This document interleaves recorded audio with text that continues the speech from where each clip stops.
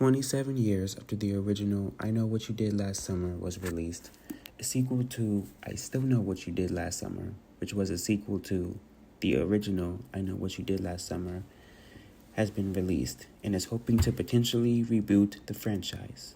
Now, I'm not going to say too much about this movie because I didn't feel like this movie gave the audience anything really different from what we've seen before of horror movies. But I will say that a group of friends are having fun on a Friday night until one of their friends does something stupid and accidentally kills someone. Not knowing what to do, they leave the body and never speak of this again out of fear of going to prison.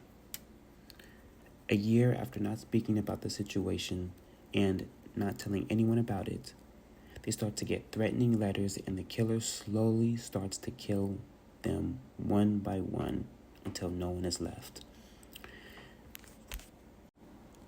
In my opinion, I thought that this movie was trying to feel a lot like the original movie, which is fine because that's what the audience wants to see. But I just thought that the movie tried too hard to make it seem like it was made in the 1990s. And I didn't feel like it had its own, what am I going to say?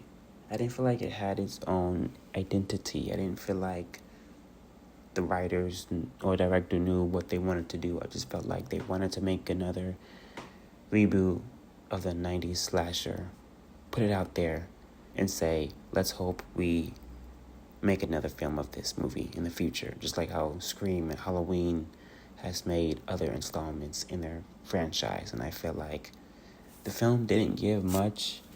The film did have good moments, though. They brought back the Julie James character and the Ray character, Julie's ex-boyfriend of the original two films, and I felt like that was cool.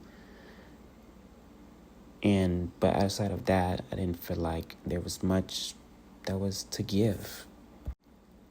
I felt like the actors in this movie were casted just like the original characters.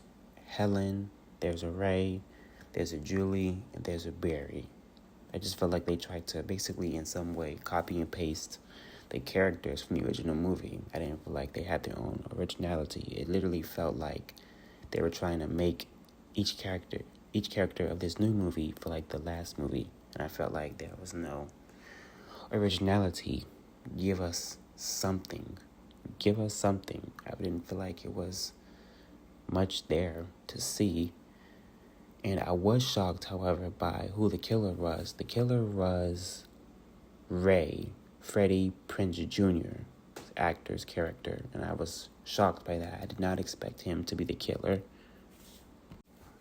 I feel like the actors in this movie were casted just basically based off of the original characters. There was a Helen, there was a Ray, there was a Julie, and there wasn't much there. I felt like the characters weren't that special to me. They were basically looked over. They were easy to forget. I definitely wouldn't remember them. I didn't feel like they were given much. I didn't feel like the writing was that interesting to invest in my opinion. I was shocked to see that the killers, Ray and Stevie, were the killers, which I didn't expect that to happen.